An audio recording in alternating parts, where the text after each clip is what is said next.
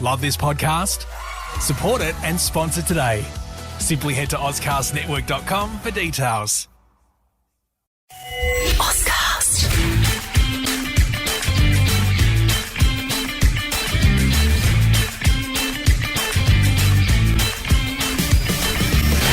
Yeah, hello, Mask listeners. Daniel Garb here with you. Drew Jones as well. Great to have your company. Our first embarrassment, Drewy, of the season. Ultra embarrassment, I should say. Will it be the last one? Probably not, if we're being honest. But it was our first of the season and a reminder of too many instances of games in the last couple of years. And, it was tough to endure. Runes, Garby, they were opened up on Saturday night. The sound was down at the pub I was at, and thank heavens for that, because it was hard enough without the sound on, watching Charlie just dominate us. And yeah, the beers started to flow a little bit quicker. Unfortunately, Garby, because of the effort that's been put in over the last few weeks, I feel like there was always going to be a drop-off at some point.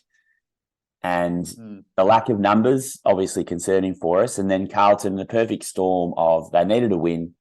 They had stat-hungry midfielders and big key forwards with no one to play on them, and they just feasted on us. Yeah. I had the ultra embarrassment on Saturday night, or the enhanced embarrassment of going to a good mate's 40th birthday. So I watched the first quarter and then had to turn it off to go to the party, but messaged all my mates as I was leaving saying, please don't tell me the Eagles score. Fair few of them do follow the footy over here in Sydney.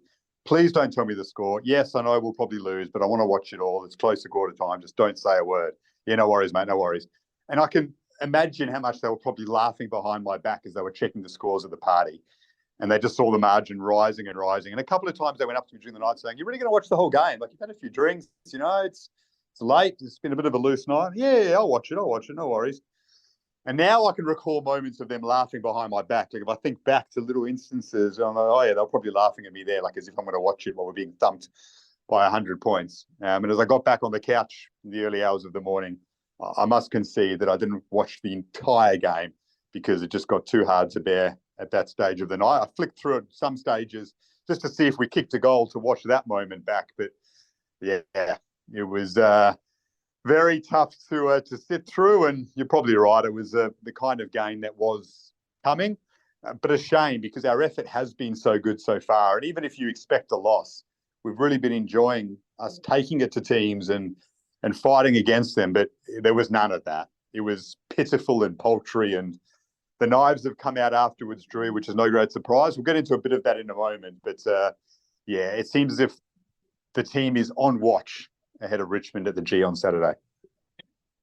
Yeah, the numbers just were too against us, weren't they, in the end? Not enough players to pick from, not enough experience. We were hopelessly exposed in terms of quality defenders, not just guys who can, distribute and have all-round game and can take intercept marks, just people that could defend. And then Tim Kelly was just fighting a losing battle in the midfield, too much supply for Curnow and Harry. So safe to say, I don't think there will be any West Coast fans anywhere in the world that will ever watch that game or highlights of that game again. It's done. It's over. And hopefully we don't ever have to talk about it again. Yeah, probably some Carlton fans every now and then might watch the YouTube highlights of Curnow tearing us a new one. But other than that, consign that to the bin. Just stick it in there. It's over. Xavier O'Neill might watch it back a couple of times. He kicked a couple of good ones early. A couple of snags, yeah. First tough highlights for Xavier O'Neill. That's it. It'll be part of his highlights reel. Yeah. If he signs who knows? If he signs a new contract, Garby, I'll dig out those 2 goals and use it as overlay in the VSV that we do that goes on air on Fox Sports News. That's the only way I'll ever see. And if he doesn't sign a contract. Yeah, probably. I still will. If he doesn't sign a new contract, if he doesn't, his agent will be using those highlights, I think, to sell him to a new club at some stage. So they might come in handy for someone. But it was tough, and he felt sorry for Joshy Rotham. I think you could tell from the first quarter when Curnow was clunking him all over Rotham that we were going to lose. We didn't think it would be that heavy at that stage, but you're like, all right, there's no chance of us winning this game. Like, Curnow's just we're going to be monstered down back. There's no way you can get this matchup right. And if Barras goes to Curnow, well, they'll just get Mackay to run Rotham up the ground or to run Barras up the ground, and just expose Rotham one-on-one. We didn't have another key defender in the team, which is just part of our personnel issues right now, which are horrible. I want to get onto that in a moment, Drewy. Before that, though, I just want to hold the Eagles chat for now, because big news during the week. Tassie have entered the competition, 19th team. You were down there in Hobart. Great scenes. Hopefully it goes well. But it's automatically sparked talk of the 20th team, which the AFL wants to have for even numbers, extra game on the broadcast rights deal, etc. And the only two possible options for that are maybe Canberra, but most probably a third team in Perth. I don't know if that's viable or not. Seems far-fetched at this stage. What do you think? Is that possible to have a third team in Perth? Where could it be based? Would they have any fans? What do you think is the likely scenario? We're talking 10 years in time, obviously, for a 20th side. Yeah, it's got to be Joondalup, doesn't it? I think and you just try and capture everyone that lives, in the far northern suburbs of Perth, and then, north of that, and just say that's our catchment area. Yes, obviously everyone's already either West Coast or Fremantle, but maybe some of the locals will get on board, and then we're trying to get and develop fans over the next, 50 or 100 years, the next generation. In terms of, you have your high performance centre based at Arena Joondalup. You just revamp that, and then you play your home games at Optus Stadium. I think that would make sense. I don't think there's not a market that you look at and think that's your 20th team. Like, there's no absolute standout. I can't see it being Adelaide. Canberra, probably yes, but they've invested so much with GWS having their sort of second home in Canberra, so that feels counterintuitive to GWS, who sometimes get bigger crowds in Canberra than they do at home. And then Northern Territory is a complete money pit. It's a $20 million loss per season for the AFL. So that's a concern. So, yeah, extra home game for the Eagles, I suppose, with a couple of extra derbies. So I'm not complaining there. More competition for WA talent isn't ideal. I'd love our Nest listeners who are based in Perth and have a better idea of things to give us some feedback on the Twitter page. Let us know what you think, because I'm really intrigued. Like, is the population growth in Perth large enough to support a third team? You'd have to do some deep dive research into the fan bases of Fremantle and West Coast to see if any supporters would move, and how many supporters don't support a team. I can't imagine, of people who follow sport or Aussie rules footy in Perth, there would be any more than 10% of fans who don't have a team, and follow a team properly. Like, how many would be ambivalent to Freo, West Coast, or a Melbourne team and open to supporting a side? They'd have to jump, right? You'd have to move from the Eagles or Dockers to support the new team. And is Joondalup enough of a geographical difference to do that? The northern suburbs, I'm not sure. So I'm sceptical, but I have been out of Perth for a long time. Yeah, I'm sceptical as well. But if the AFL are hell-bent, dead set on getting a 20th team, then I think it's the best option. I'm not saying it's a great option. I think it's the best option. Like, I think Norwood in Adelaide have shown some interest in having their own club. I just find it hard to believe that South Australia, it's a step down from Perth in terms of infrastructure and population, and WA can sustain itself as almost another country. There were times where I thought it might happen during COVID. So there's an argument there to say yes, WA people bloody love football. We know that. So yeah, I'm sure people would support it in time. Yeah, I do go to Canberra quite a bit for Giants games, and that is the other option because they have really strong AFL support there. You make a good point. It would cut into the Giants supporter base. But, if the AFL's hell-bent on a 20th team, which they are, and Perth doesn't stack up, then Canberra's the only other option. And they've got a good stadium there. Like getting 10,000 would be done with ease. I reckon they'd get 15 to 20 pretty comfortably. And then you orchestrate something with the Giants to, mean that issue is not a major one, cutting away from Canberra a bit. But yeah, it's interesting, and it's a pertinent topic for us because we're speaking to WA listeners predominantly, and there would be a lot of interest in that subject over in Perth, especially as Eagles fans. So let us know on Twitter what you think about it. All right, back to the Eagles, Drewy. So the microscope goes on the club again off the back of the Carlton hammering, and on the coach, and on the CEO, and on everything we're doing right now in the list. What's been the takeaway for you? Anything that you've wrestled with in your own mind about where the club is heading off the back of that? I found it interesting that, again, Damien Barrett went back to the well with talking about Adam Simpson. Do you think that maybe he has some sort of vendetta against Simpson? Wouldn't surprise me. Damo's a North man, is he not? And so he's had Simo on his podcast before, and they've seemingly had a good relationship. I do wonder if there's been a fallout of some sort, and that's led to this, or maybe he's just calling it as he sees it. And he wrote an article, for those who haven't seen it, likening West Coast to Fitzroy. And you know what, Drewy? Results-wise, it does stack up. But the extenuating circumstances are very pertinent, which I don't think have been mentioned enough. And that is the injuries, of course. And yeah, you can point to COVID and you can point to complacency, which we've been on in this podcast for a while about. The club lost its way after 2018 a little bit and took its eye off the ball, and others went past it. But for the past year and a bit, they really have tried to rectify things. And I think we'd see an Eagles team that would be very hard to beat if not for the injuries this season. Yes, okay, you can look at strength and conditioning being a problem, and have they kept some older players on the list for too long? And have they been too stubborn? And have they been too loyal to a few? Yeah, maybe. Has the CEO been there for too long? Potentially. Has the coach? We don't know. What we do know is that this conversation would not be as stark right now as it is if not for one of the worst injury lists in the history of the game. And I don't think it's being used as an excuse. I think it's more of a reason than an excuse. And I don't know if that's been mentioned strongly enough. I just think Damien lost credibility with what he was trying to say by going back and talking about 2020, the hub. Yeah, we finished fifth, and if we hadn't have lost by a point to the Bulldogs, we would have finished in the top four, and then who knows what happens. I'm not saying we won the flag in 2020, but it's not that bad.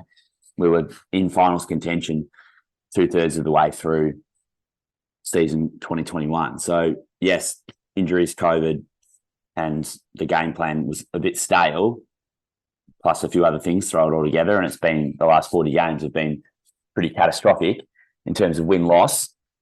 But I think sometimes, we talked about it a lot because we have spoken a lot. We've done 50 podcasts now, probably after losses. So we've talked about a lot of losses, and sometimes you get those big beltings that you start to think less about the game and just more about where the process is at. So just in terms of the rebuild, that's what I've been thinking about.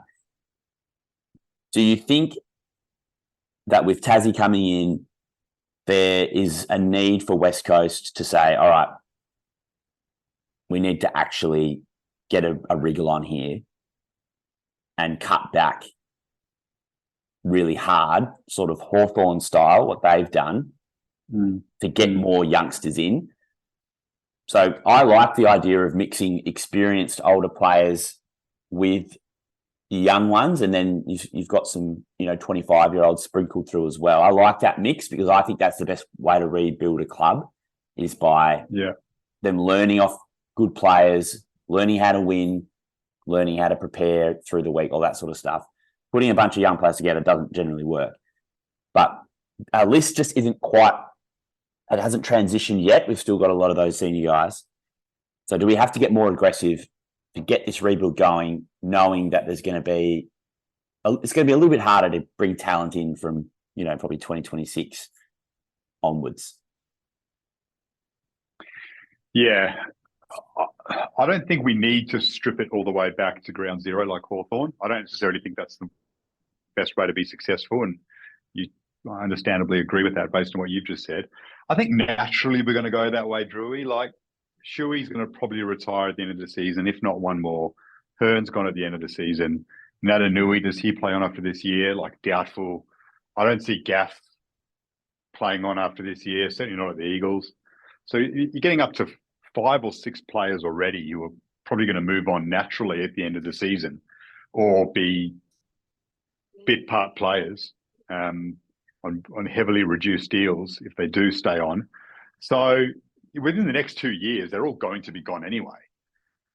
And we're already bringing through young kids with good picks. I mean, we've got Jinby, Hewitt, Hoff, Bazzo, Cully, Chesser, Barnett's on the list now, 7. There are others who haven't had chances. Bailey Williams is very young, 8. Lower long. You're getting up to 10 of our 22 that are kids at the moment. And then that's only going to improve more. We're going to pick up someone else in the mid-season draft, another youngster this year. I dare say we'll have early picks, well, probably 3 early picks next year. So it's going to happen pretty quickly, I think, mate. Like, I actually think we're going to be perfectly timed for Tasmania, to be honest. By the time Tassie comes in, you don't want to be a bottom club because they're going to get the same draft concessions that the Giants and Suns got. And if you were in that draft, you got smashed if you were down the bottom of it. You want to be going well at that stage because your draft picks get diluted, don't they? I think we'll be back in 5 years when Tassie comes in. We'll be back to, a top 8 side. So I think it'll actually work for us quite well. Yeah, so I think we did pretty well to win a flag with our last crop, considering we were bad when GWS and Gold Coast came through. At least, we finished last and ended up with pick 3 and got Gaffey. So the Eagles recruited well through that period. So just on contracts, this is via Footy Wire. So out of contract players, Witherden, Connor West, Greg Clark, Winder, Jack Williams, who we haven't seen much of, injured, Petruccelli, Jai Cully, Waterman, Jermaine Jones, Jamie Cripps, Jeremy McGovern, Luke Edwards, Luke Foley, Luke Shuey, Sam Petrovsky-Seaton, Shannon Hearn, Xavier O'Neill, Zane True. They're all of our out-of-contract players. Half will stay, you'd think. Like, Cully stays, Edward stays. I can't remember some of the other ones. There's so many Waterman. list, but Waterman stays. Jermaine Jones. Witherden maybe, like, he'd have to have a really good season. Jermaine Jones will stay. I can see Clark and West going at the end of the season, delisted. I'd be very surprised if either stayed on. Hope they do. Really hope they play well and stay on. And we say, no, we need to keep them. But they look like they're up against it at this stage. So I reckon half end up going, which is pretty significant turnover, along with a few more who may be delisted. Winder doesn't look like he's unfortunately going to make it. So what do you think? Say Jeremy McGovern, Jamie Cripps, Luke Shuey, are they all going to be in our starting 22 next year? I think McGovern will if he's fit. I think Cripps was playing really well before that ankle injury. So I could see Cripps still being part of it. But the question is, should they be? Shuey. If Cripps is at the club next year, absolutely he'll be in the best 22. And so will Jeremy McGovern. Yes, I think they should be. I think McGovern should be. McGovern's a very unique footballer. He's 31 years of age. Yes, he should be. You can develop a Rhett Bazzo around Jeremy McGovern. You don't have to get rid of McGovern for Bazzo to learn how to play centre-half back. Like, he can be the third back, or Harry Edwards. They could be the third tall defender behind Barras and McGovern and learn a lot. And then McGovern naturally misses games or gets rested, and then they get that exposure. And then in a year or two after that, they're gone, and then they're ready to go. So yes, McGovern is too good when he's playing to just palm off. And by all reports, he's going to be on a reduced contract, which will help the salary cap significantly going into next season. So yeah, I think that situation's okay. And Shuey's, I mean, you're waiting for one more injury before you look at it, right? Like if he comes back in 4 weeks and plays out the rest of the season like he did last year, maybe he gets one more. If he comes back and does his hammy 2 weeks later, well, that's probably it, right? It's that sort of situation and predicament for him. Yeah, I could see it going either way with Shuey. If he was a development coach next season and not playing, I wouldn't be stunned, you know? No. But I just love him. So, and when he plays well. So I want him to play forever. So I'm not. That's the issue here. I don't want to kick him out the door. Here, right? Yeah. All of McGovern, Matanui, Shuey, Yo, when they play, are still stars. The only experienced player when he still plays and struggles is the one that hasn't been injured enough to miss games is Gaff. He's actually having a much better season. We know that. We discussed it. But he's the one who's trucking along, if you like. The others are still really good. That's been the issue for the club. It's like, you know, we can develop these kids so well and be a decent team if they're all on the park. But you know, you roll that dice and you keep them on, hoping to bring the kids along and build that winning culture, and they all get injured again, and you look like fools. So, it's been a really tricky one for them. Yeah. So I think Devon Robertson will end up at West Coast, and I think he's not getting a game at Brisbane. He's got a year. I think he's got a year on his contract, but I think it's time for him to leave the Lions. We bring him in, and we don't have to wait for the 18-year-old to get 30 games under his belt. Like, he comes with experience in the system. He's worked with Lockie Neal. He's worked with Dane Zorko, with Hugh McCluggage. He's got some experience. Come in, and you can plug him into the midfield if you want to, as a big-bodied midfield, and he's ready to go. So, to me, that's a good step forward, because you're adding a 22-year-old who is a West Australian. And then maybe they have a crack at Jeremy Sharp. Maybe they have a crack at Nathan Broad or Trent Rivers or someone like that. Because you've got to bring in a couple of guys in their early 20s, not just 18-year-olds. And then if they are really confident about Tim English, then that really, at the end of next season, as a free agent, that would really catapult us, into, all right, now we're starting to get back. Jimby and Hewitt, Chesser, they're 21, 22, then 23. Got a premier ruckman. So there's a way I can see the Eagles bouncing back quickly.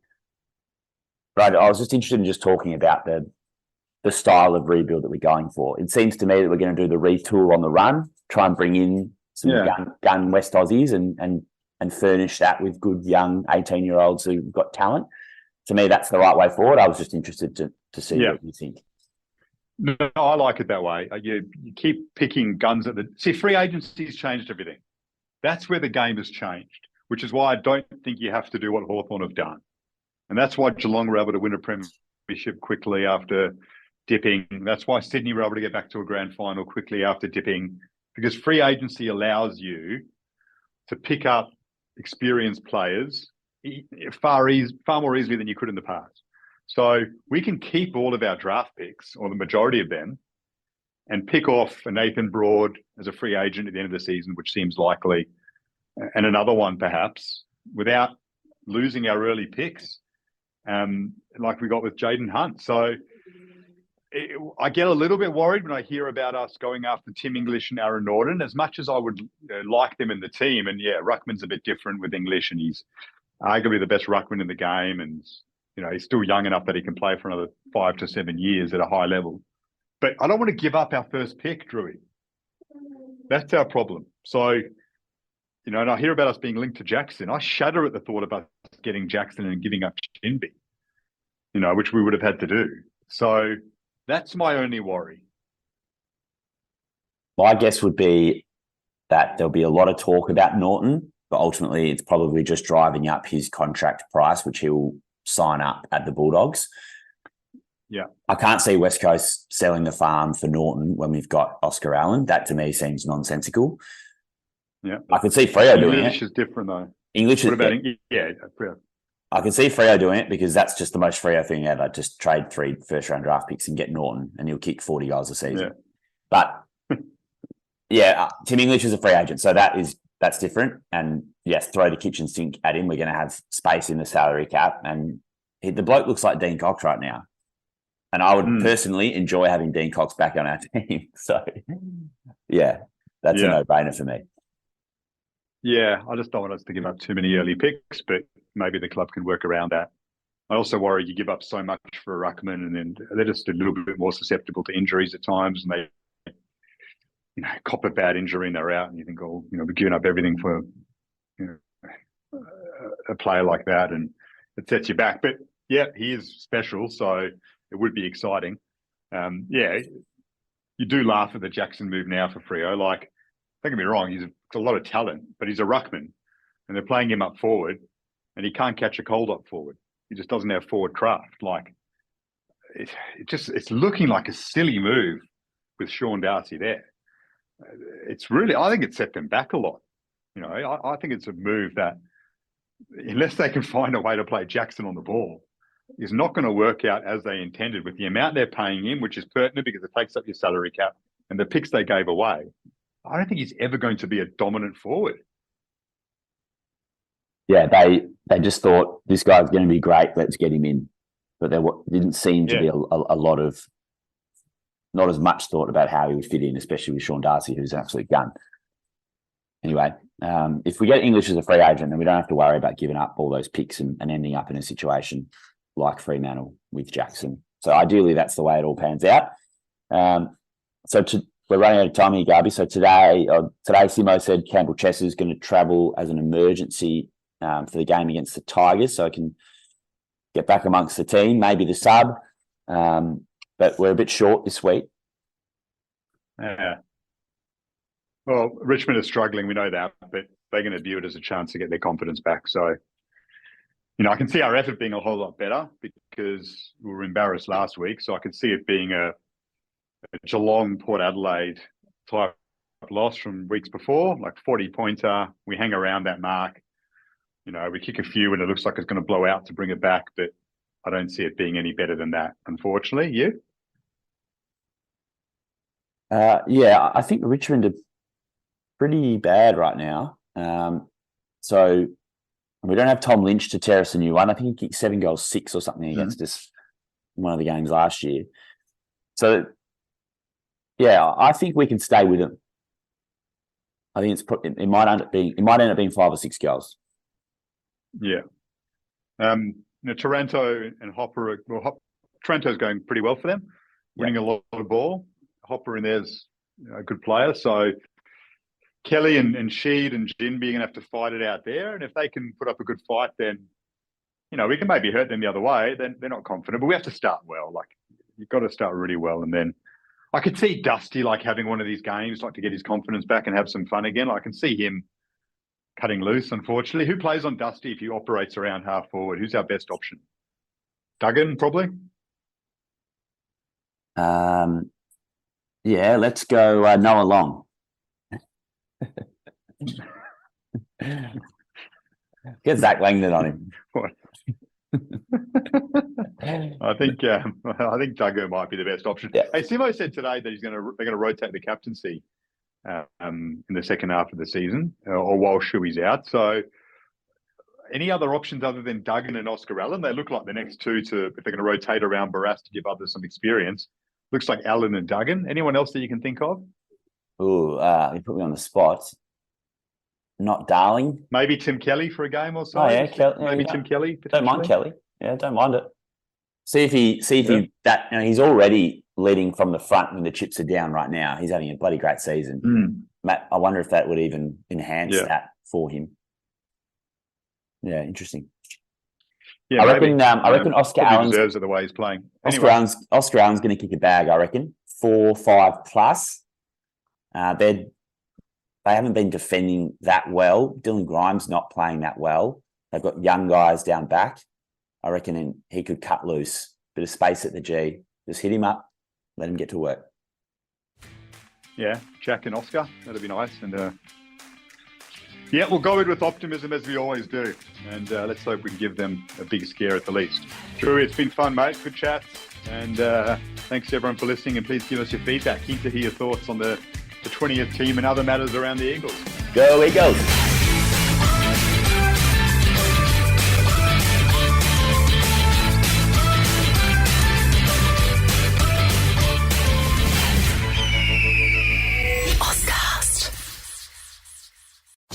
Love this podcast? Support it and sponsor today. Simply head to ozcastnetwork.com for details.